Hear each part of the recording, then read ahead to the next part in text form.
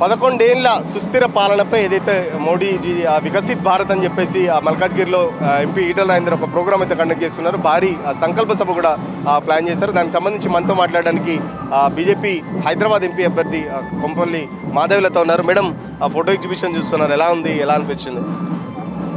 మొట్టమొదటి విషయం, ప్రతి దక్షిణ భారతంలో అంటే మన సౌత్ ఇండియా దిక్కుకు వచ్చేసరికి చాలామందికి హిందీ భాష అనే ఒక ఇబ్బంది ఏర్పడడం జరుగుతూ ఉంటుంది. మోదీ గారు చేసింది భాషలను దాటిపోయింది, ప్రాంతాలను దాటిపోయింది, పార్టీలను కూడా దాటిపోయింది ఆయన గొప్పతనం. కానీ ఈటల రాజేందర్ అన్న చేసిన ఒక అద్భుతమైన విషయం ఏంటంటే, దీన్ని ప్రజలకు అర్థమయ్యే మాతృభాషలో, తెలుగు భాషలో దీన్ని చాలా సరళంగా అంటే చిన్నగా అర్థమయ్యేటట్టు, ఒక చిన్నపిల్లలు కూడా, స్కూల్ పిల్లలు కూడా వచ్చి తిరిగిపోతే కనుక ఈ ఎగ్జిబిషను అర్థం చేసుకొని మా మోదీ గారు, మా మోదీ అన్న, మా పెద్ద ఆయన, మా ప్రధానమంత్రి గారు మా కోసం ఇంత చేసిండ్రు అనే ఒక ఆనందమైన విషయం. అంటే మాకు ఎంత పెద్ద కొండంత అండగా నిలబడిండు ఆయన ప్రధానమంత్రి అని ఒక చిన్న పిల్లగానితో సహా తెలియజెప్పే ఈ ప్రయత్నం ఉంది చూసిండ్రా, ఇది మనసులోంచి వచ్చిన ప్రయత్నం. అది చాలా ప్రశంసనీయం. అంటే అందరం, మా బోట్ వాళ్ళందరం కూడా ఆయన నుంచి, ఆయన చేసిన ఈ ప్రయత్నం నుంచి చూసి నేర్చుకోవాల్సినంత అద్భుతంగా జరిగింది. ఎట్లా ఉంది గత ప్రభుత్వాలతో పోలిస్తే ఈ 11 ఏళ్ళ మీ పార్టీ పాలనకు సంబంధించి ఏం చెప్తారు? ఈడనే నేను ముందు ఒక మాట మీది సరిచేయాలని కోరుకుంటున్నా, మీరేమనుకోకుంటే. మీ పార్టీ అనకూడదు. ప్రధానమంత్రి ఒక పార్టీకి సంబంధించిన వ్యక్తి కాడు నాయన. నా పార్టీకి ప్రధానమంత్రి అంటే నాకేం చేస్తలేడు ఆయన, దేశానికి చేస్తుండ ఆయన. ప్రధానమంత్రి అయినాక మరి ఆయన నా పార్టీ అయితే శశి థరూర్ గారిని అపోజిషన్ పార్టీ వాళ్ళకి మాట్లాడే అవకాశము, ఫేమస్ అయ్యేది, ప్రసిద్ధి అయ్యే అవకాశం ఎట్లా ఇస్తాడో చెప్పను. ఆయన ప్రధానమంత్రి ఆవాస్ యోజన తెలంగాణ మరి ఆయన పార్టీ లేదు కదా, ఇండ్లు కట్టుకొని అలా మురిగిపోతున్నాయి కదా. ఆరోగ్యశ్రీలో ఆయన సెంట్రల్ ఫండ్ వస్తుంది కదా, ఎవరికి ఆరోగ్యశ్రీ వస్తలేదు కదా. మరి ఈ పార్టీ ఏంది నాయన? స్వాతంత్రం వచ్చిన 75 ఏళ్ళకి 11 ఏళ్ల పరిపాలనలో ప్రధానమంత్రి మోదీ గారు పార్టీకి అతీతంగా వెళ్ళి ప్రవర్తించిండు ఆయన. నేను ఒక పార్టీకి సంబంధించిన వ్యక్తిని కాదు, నేను దేశానికి సంబంధించిన వ్యక్తిని, దేశ 140 కోట్లకు సంబంధించిన వ్యక్తిని అని నిరూపించిండు ఆయన. ఆ ప్రయత్నమే మేం పార్టీ వాళ్ళని చూపించుకుంటున్నాం అందరికీ. కానీ ఆయన పార్టీ వాడు కాదు నాయన, ఆయన దేశంకి పెద్ద మనిషి, దేశానికి ప్రధానమంత్రి. తెలంగాణపై సవతి తల్లి ప్రేమ చూపిస్తున్నారు కేటాయింపులకు వచ్చేసరికి. ఇప్పుడు చూస్తుంటే ఏపీకి ఏమో భారీ ఎత్తున నిధులు కేటాయిస్తారు, తెలంగాణకు మాత్రం మొండి చేయి. గత 10 ఏళ్ళు బీఆర్ఎస్ వాళ్ళు అదే చెప్పారు. ఇప్పుడు వచ్చిన కాంగ్రెస్ ప్రభుత్వం కూడా తెలంగాణ బడ్జెట్ సంబంధించి కేంద్ర ప్రభుత్వం గాడిద గుడ్డు అని చెప్పేసి కూడా చెప్తున్నారు. ఏం చెప్తారు మరి? ఇలాంటి జర్నలిస్టులు మంచి ప్రశ్నలు వేస్తారా? నాకు అందుకే చాలా ఇష్టం జర్నలిస్టులు అంటే. మీరు వేసేగా నేను చెప్పలేను. సరే, ఈ ముచ్చట తీసుకుందాం.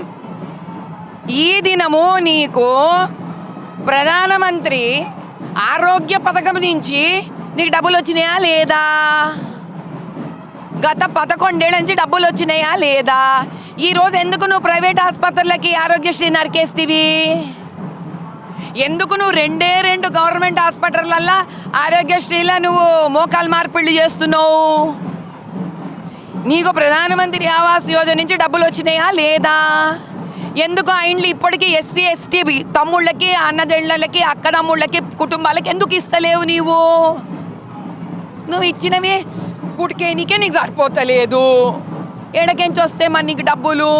నీకు ఇచ్చిన డబ్బులు నువ్వు ఆంధ్ర గవర్నమెంట్ లెక్క ఖర్చులు పెట్టి, ప్రధానమంత్రి గారు నాకు ఇది ఇచ్చిండ్రు, నేను ఈడ దీన్ని ఖర్చు పెట్టినా, ఇంతమందికి ఇచ్చినా, నువ్వు చూపించరాదయా? అంతెందుకు? ఎంఐఎం అధినేత ఉన్నాడు, మీరు ఏ దినమైన ఆయన పుస్తకాలు చూసిండ్రా? ఎంపీ ల్యాడ్స్, నీకెంత ఎంపీ ల్యాడ్స్ వస్తాయి, నువ్వెంత ఖర్చు పెట్టినావు?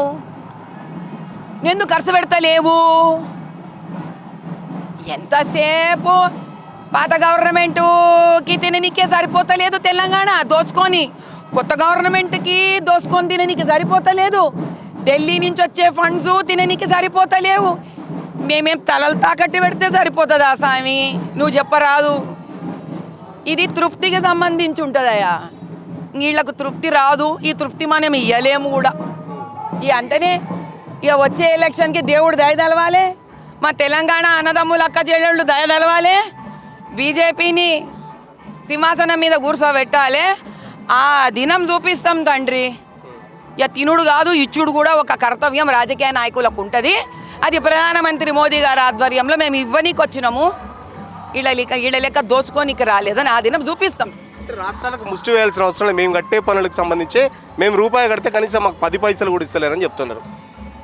ఇదే చెప్తున్నా కదా ఆయన. ఇక మాటలు మాట్లాడనీకి ఏముంది స్వామి. ఇప్పుడు ఎందుకు మొన్న నేను పంచలింగాల గుడికి పోరాడుతున్నా అంటే నాకు తెలిసింది నేను చెప్తా. ఇది నువ్వు పబ్లిసిటీ అనుకోసు, కానీ నాకు తెలియంది నేను ఎక్కువ మాట్లాడలేను. 3.5 ఎకరాలు గుడి మాన్యం. నువ్వు గుడి మాన్యంలో 3.5 ఎకరాలు ఎంఐఎం బహదూర్పుర ఎమ్మెల్యేలు వీళ్ళు వాళ్ళు కలిసి కబ్జా కొట్టిరి.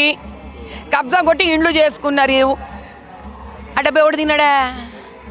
ఇప్పుడు నేను పోరాడినా కలెక్టర్ ఆఫీస్ వచ్చరికి కలెక్టర్ని బదిలీ చేసేస్తేవి, ఆడ నువ్వు ఎఫ్ఐఆర్లు తీసుకోవు. ఇప్పుడు ఈ లెక్క ప్రకారం బయటికి తీసినది అనుకో అన్నీ నువ్వు ప్రజల డబ్బులు ఏది తింటుంటివాయే. నీకు సెంట్రల్ గవర్నమెంట్ డబ్బు ఒక లెక్కనా? నువ్వు కుక్క లెక్క వేసినా అంటావు, ఇంకో పేరు వాడతావు. నువ్వు ఒక మనిషి రాజకీయ నాయకుడయ్యి రాష్ట్రానికి ఒక ఉన్నతమైన ముఖ్యమంత్రి అంటే అందరం గెలుచుకుంటే కూడా ఆయన ముఖ్యమంత్రి అవుతాడు. ఇది నేను ఓటేసినా లేదాకు సంబంధించింది కాదయ్యా. తెలంగాణ ప్రజలందరూ నమ్మి కదా నీకు ఓటేసిండ్రు. నువ్వు మాకు ప్రియతమ ముఖ్యమంత్రి, నాకు కూడా ముఖ్యమంత్రి కదా, నా పార్టీకి సంబంధించింది కాదు. ఏదే న్యాయం? నాకే ప్రజావాణిలో నిలబడితే న్యాయం లేదయ్యా. ఇక ఓడకన్నా ఏం న్యాయం ఉంది? ప్రజాపాలన అంటున్నారు, ఇంద్రమ పాలన అంటున్నారు, కనబడతలేదు అది. నాకైతే కానరాలే తమ్మి, నీ కానొస్తే చెప్పరాదు.